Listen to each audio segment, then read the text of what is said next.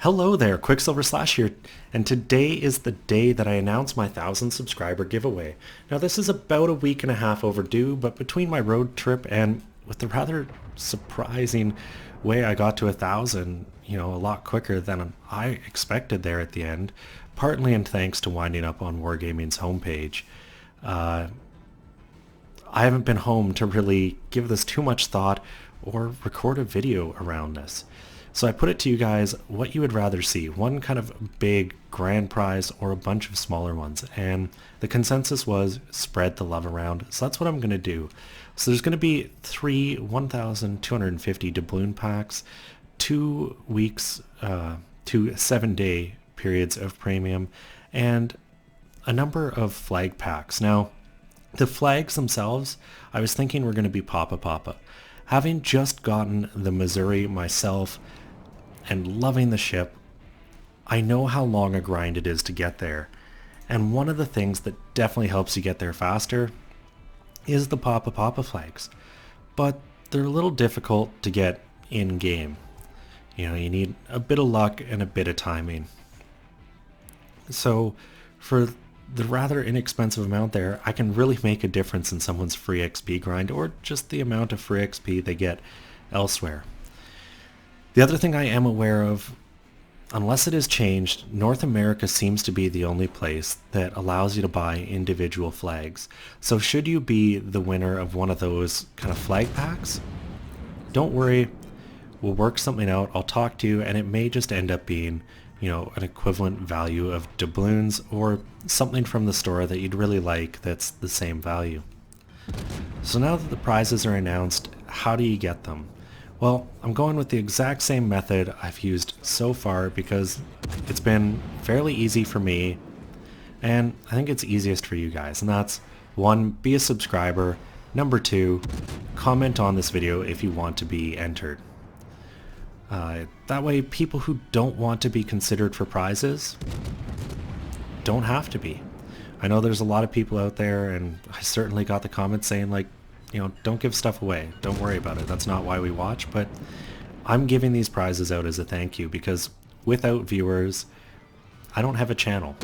I would just be making videos, posting them, and if no one watches them, it's almost for my self-gratification. I'm not passing anything on. And the channel has been a lot of fun. I've interacted with a lot of people.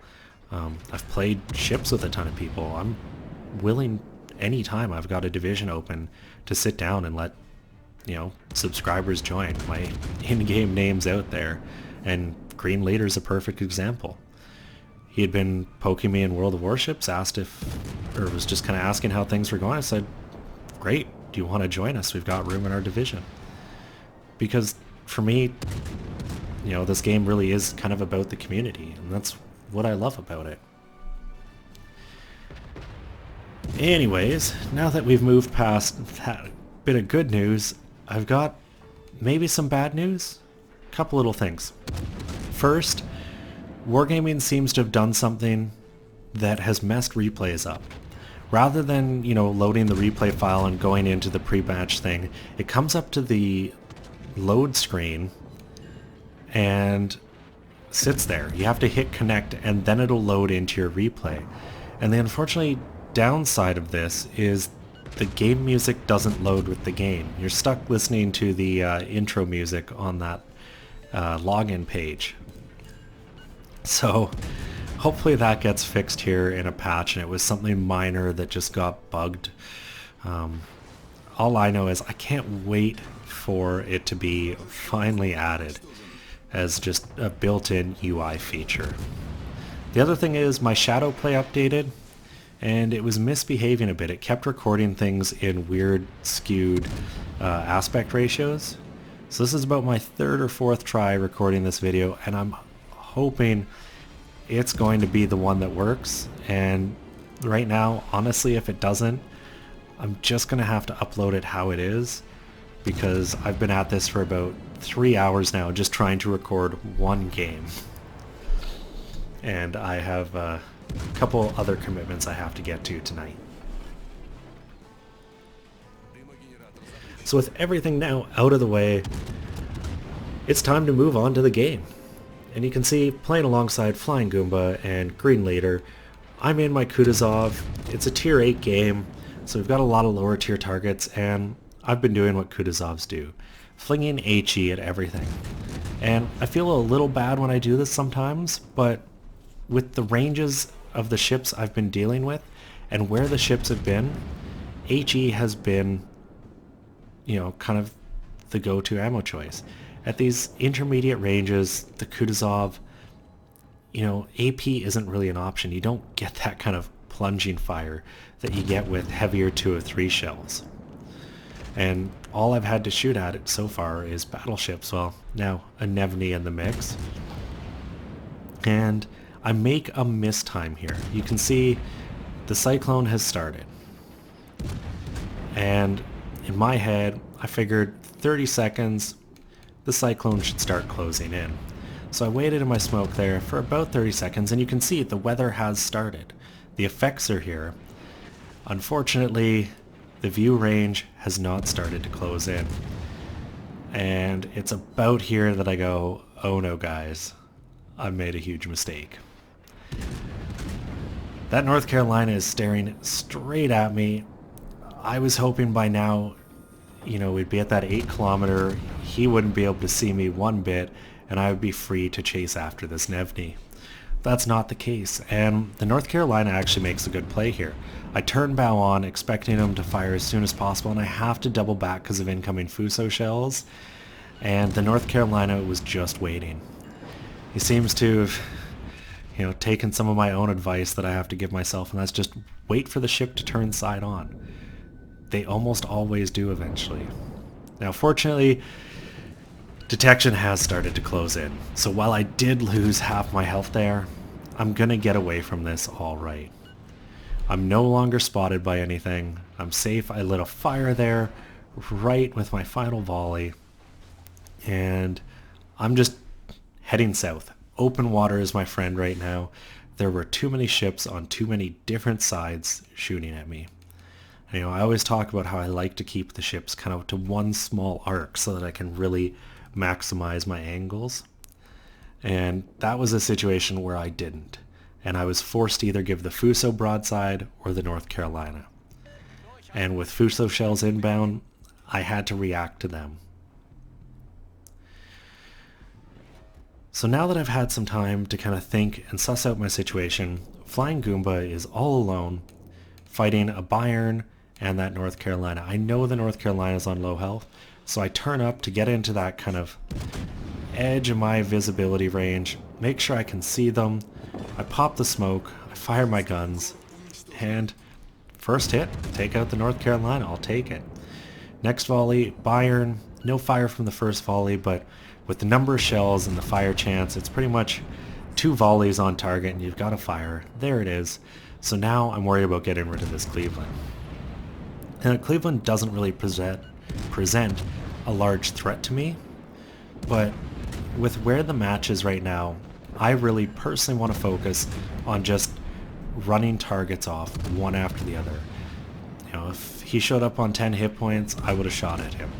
It's just sometimes about getting rid of targets. And in Cyclone situations, that's particularly true. Because the bigger an advantage you can get, the better situation you're going to be in. So with the Cleveland out, I'm back to the Bayern. And you can see Goomba has come up in speed, is going to bypass him. So he's safe, there's not going to be a ram available there. Our Fiji's throwing torpedoes, which unfortunately don't have the range to make it all the way to Goomba, I don't believe, or at least far enough behind him that it's not a matter. Unfortunately, we've got another guy on our team who decides that we shouldn't have killed that Bayern. That Bayern was his rightful kill. And by stealing it, we have offended him. And you're going to see it here. There's the torpedoes. And they're right at Goomba. And unfortunately, he eats one. And you'll see this come up in chat. I'll point it out. But the Turpitz blames Goomba for it. He said, you shouldn't have, like, I was going for the ram, you shouldn't have taken that from me, and it's your fault for getting in my way of torpedoes. And this is really one of those situations where you have to think about what you're doing. I get a little lucky there. I was a little late on the rudder, but I dodged a lot of the Fuso shells. So when you have a target on low health, particularly in that 2,000 or 3,000 damage range, if you're at any kind of range, there's no way your torpedoes are getting there before friendly shells hit that target. So by throwing torpedoes, all you're doing is muddying the waters and making it harder for teammates to find, safe passages through the water, There's enough torpedo soup from enemy ships. It's bad, even worse, when friendlies start to add to that mix. And you can see it there. He's like, watch the torps and the turpits, I don't give a fuck. I was going for the ram. And that kind of response to me is like, that was my kill, you stole it from me. But we as a team worked to target down, and we had one ship who just doesn't really feel like playing like a team. And there's the further response, shouldn't have gotten in the way.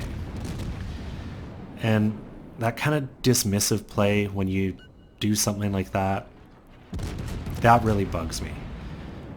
We've all made mistakes. I have. I've accidentally torped friendlies. Sometimes it's been because I didn't see them. Other times it's because I thought they were going a completely different direction and they doubled back and just didn't see the warning in chat. Ultimately, still a little my fault. Even if they're, 10 kilometers away from where the torpedoes should have been and run in front of them. Like it falls to both people to kind of look, you throwing the torpedoes really have to make sure you're not cutting off an ally's route of escape. And so often I have been absolutely screwed by allies doing just that. You've got one place to go. You've got land to one side, open water to the other. You go to turn towards the open water and suddenly there's 15 allied torpedoes coming straight at you because they didn't take the second to go, maybe this guy needs room to maneuver. Or the broader sense is didn't go, hey, I'm going to launch torpedoes. Throw it into chat. Not everyone sees chat, but, if someone sees it, they go, yep, I've got it. I don't know, that's just my little rant. And you can see them still arguing. Britannic is like, not my fault if you get in my line of sight. Like, I got lots of damage last game. Clearly, I know what I'm doing. And damage doesn't equal right, Fortunately,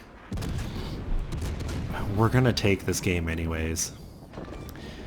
I got 2 Citadels on that Leander, pick up the Kraken, and now it's just a low health Colorado, and we're good. And I'm feeling I can take this guy. He was on, I think, 3,000 or 4,000 hit points. It's quick work for this ship, especially with the rate of fire. Sneak right between a set of torpedoes, and that's when the New Mexico gets spotted. Sorry, not even a Colorado. First volley,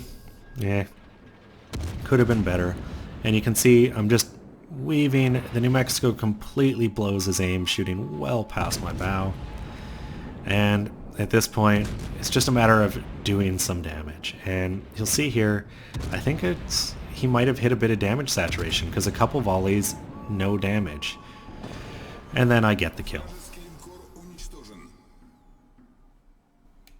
And in the end, a pretty decent game. 689,000 credits, 7,100 experience, the Kraken, high caliber, Confederate, 156,000 damage, 412 shells, 6 kills all told. And the win, and I can't tell you how nice it was to get a win, because coming back from that road trip, I think I've played a dozen or so games, and my win rate is in the gutter. It doesn't seem to matter what I do. We've just been losing. So it's nice to have been able to string together a few wins and start to bring that back up. And maybe it's a bit me, just needed to shake some rust off, start making those correct plays that helped the team win the game. And I like to think in this one, I did help us. I kind of did the standard Kutuzov thing, just lit a lot of fires, spread the damage around, but ultimately, wiped out 6 ships and 2233 experience. Not shabby at all. It's not the 3000 mark that you see sometimes, but anything over 2000 is a pretty great game. And you can see Green Leader and Goomba coming in 2nd and 4th, and well, our Turpits didn't do so hot. So in a way, it's kind of nice to see that he's a little further down for the way he was behaving. And when you look at the damage across the board, well, a lot of that damage was to a few of these battleships. I was shooting at range, lighting fires, swapping targets. The second the first ship put the fire out, right back on them, just harassing them. And it sucks to be a battleship in that situation where you're getting bombarded like that.